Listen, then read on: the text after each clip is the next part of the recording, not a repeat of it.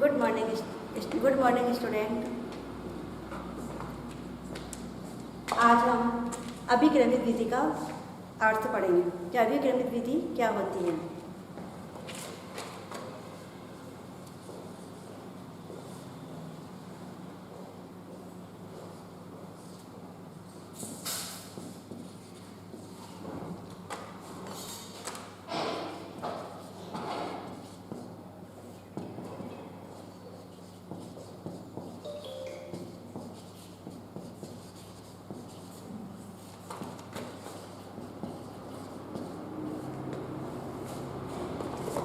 अभिक्रमित विधि क्या होती है? अभिक्रमित विधि वह शिक्षण विधि है जो विषय वस्तु को छोटे छोटे क्रमबद्ध चरणों में स्टेप बाय स्टेप प्रस्तुत किया जाता है। विद्यार्थी अपनी गति से सीखता है, जिसमें प्रत्येक चरण के बाद तुरंत उसको फीडबैक प्रतिक्रिया दी जाती है। अर्थ लिखते हैं।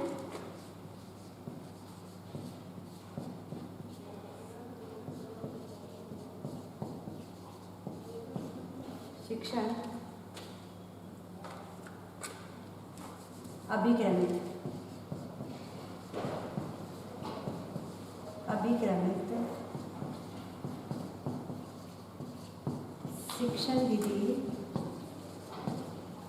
शिक्षण विधि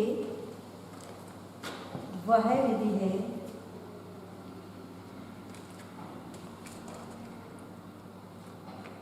अभिक्रमित विधि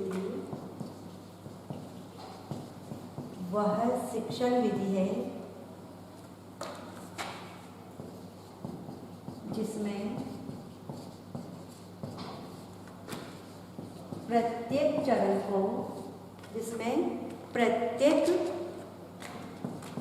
विषय वस्तु को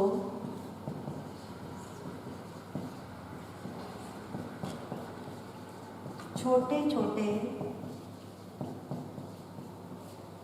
चरणों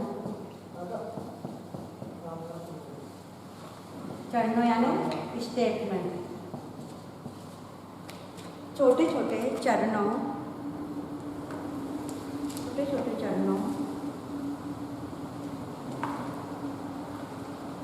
छोटे चरणों या क्रमबद्ध चरण,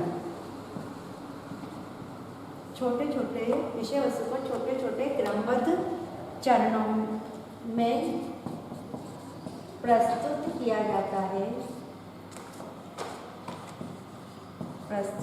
जाता है। अभिक्रमित विधि वह शिक्षण विधि है जिसमें प्रत्येक विषय वस्तु को छोटे छोटे क्रमबद्ध चरणों यानी स्टेप में प्रस्तुत किया जाता है, जिसके तुरंत बाद किया जाता है। इसमें प्रत्येक चरण के बाद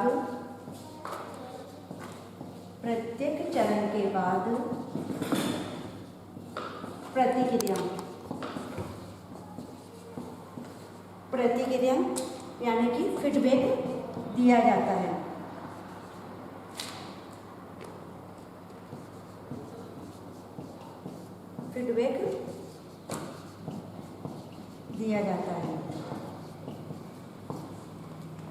अभिक्रमित विधि वह शिक्षण विधि है जिसके प्रत्येक विषय वस्तु को छोटे छोटे क्रमबद्ध चरणों में स्टेप में बांटा जाता है, जिसके तुरंत बाद उस पर फीडबैक दिया जाता है कि भाई जो विधि अपने अपनाई है उसका क्या रिजल्ट रहा है, वो विधि कितने काम में आई है।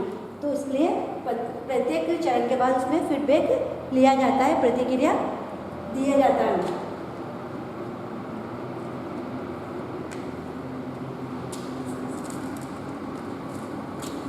उतार लिया इसको।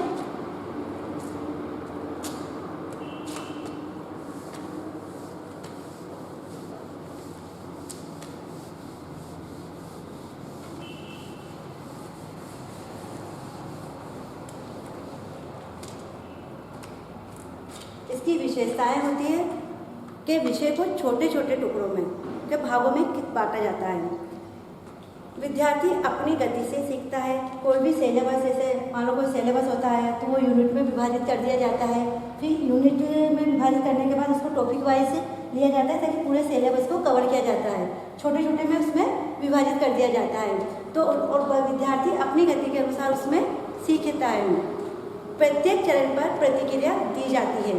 प्रत्येक चरण पर प्रतिक्रिया दी जाती है कि भाई इस यूनिट में बच्चे की कितना सीखा है, कितना उसका मूल्यांकन किया जाता है, फीडबैक लिया जाता है कि बच्चे ने कितना ग्रहण किया है। तो सबसे पहले क्या है, विषय वस्तु को छोटे छोटे टुकड़ों में, चरणों में विभाजित किया जाता है। फिर उसके बाद विद्यार्थी गति से सीखता है। फिर उसके बाद उसमें फीडबैक दिया जाता है, प्रतिक्रिया दी जाती है।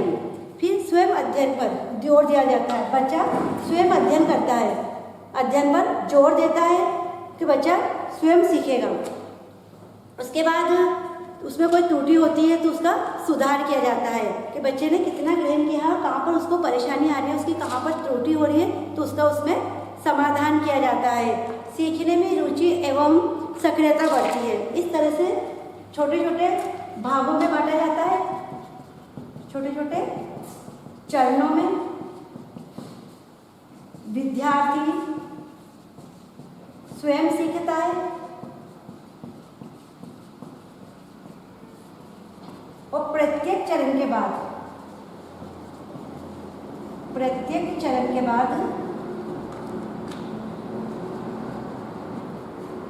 प्रतिक्रिया दी जाती है। प्रतिक्रिया दी जाती है। चरण के बाद प्रतिक्रिया दी जाती है। फिर स्वयं पर अध्ययन पर जोर दिया जाता है। विद्यार्थी स्वयं अध्ययन पर जोर देता है। स्वयं अध्ययन पर जोर देना। फिर प्रतिक्रिया होगी, अध्ययन पर जोर हो गया। फिर है कोई त्रुटि होती है,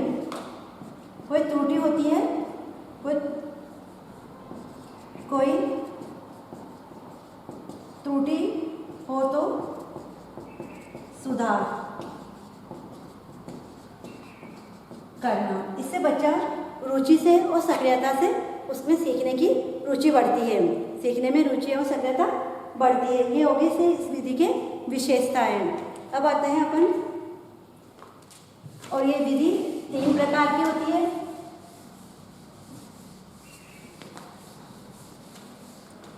इस विधि के 3 प्रकार होते हैं। सबसे पहले होती है रेखीय अभिक्रम। दूसरी होती है शाखीय अभिक्रम। और तीसरी होती है अवरोही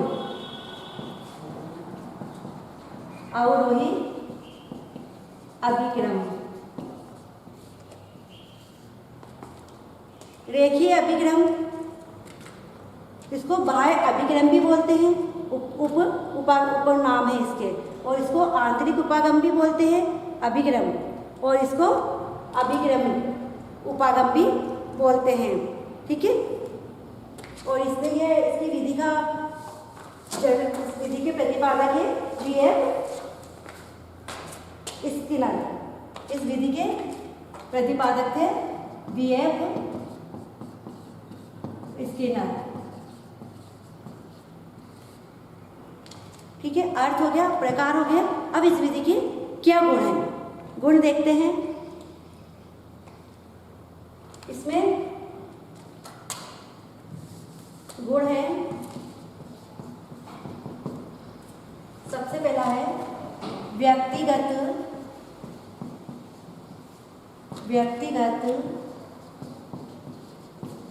विभिन्नता को ध्यान में रखना। क्या गुण है इसका? सबसे पहले कि व्यक्तिगत विभिन्नताओं को ध्यान में रखना। फिर है विद्यार्थी को आत्मनिर्भर बनाना। फिर है विद्यार्थी को आत्मनिर्भर बनाना, क्योंकि बच्चा स्वयं करता है ना।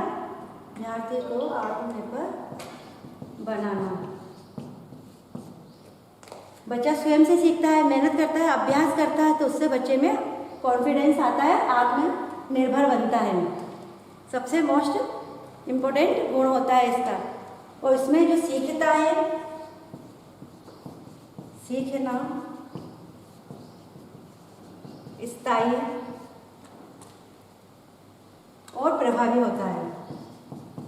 जो बच्चा सीखता है वो ज्ञान उसमें स्थायी और प्रभावी होता है। तुरंत मूल्यांकन करते हैं, तुरंत मूल्यांकन करना। ठीक है, व्यक्तिगत विभिन्नता को ध्यान में रखना, विद्यार्थी को आत्मनिर्भर बनाना, सीखना स्थायी और प्रभावी होता है। तुरंत मूल्यांकन किया जाता है क्योंकि इसमें छोटे छोटे विषय वस्तु में बांट दिया जाता है। प्रत्येक चरण के बाद उसका फीडबैक प्रतिक्रिया ली जाती है ताकि बच्चे ने कितना सीखा है, कितना अपना शिक्षण प्रभावी था, इसका मूल्यांकन हाथों हाथ हो जाता है। अब है दोष। दोष सामग्री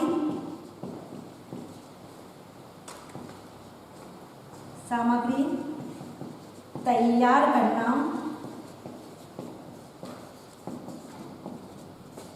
कठिन होता है। मान लो जो भी विषय वस्तु अपन पढ़ा रहे हैं उसके जरूरी नहीं कि सारी सामग्री अपने पास मौजूद हो या इकट्ठा हो, संसाधन हो, तो उसमें अपन को सारी सामग्री इकट्ठी करने में भी परेशानी आती है, कठिन होता है। और ये सभी विषयों में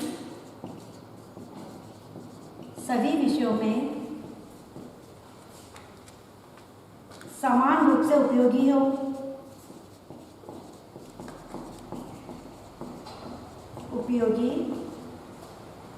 समान रूप से उपयोगी नहीं है।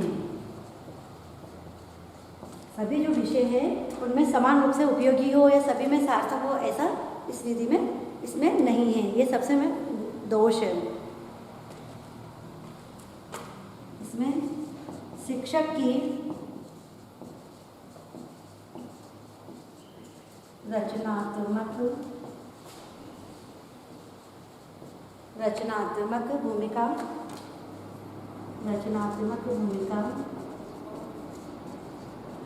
कम हो जाती है।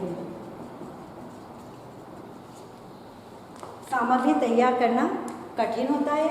सभी विषयों में समान रूप से उपयोगी हो, ये जरूरी नहीं है। शिक्षक की रचनात्मक जो भूमिका होती है वो कम हो जाती है। इस विधि के अर्थ हो गया, प्रकार हो गए, गुण और दोष।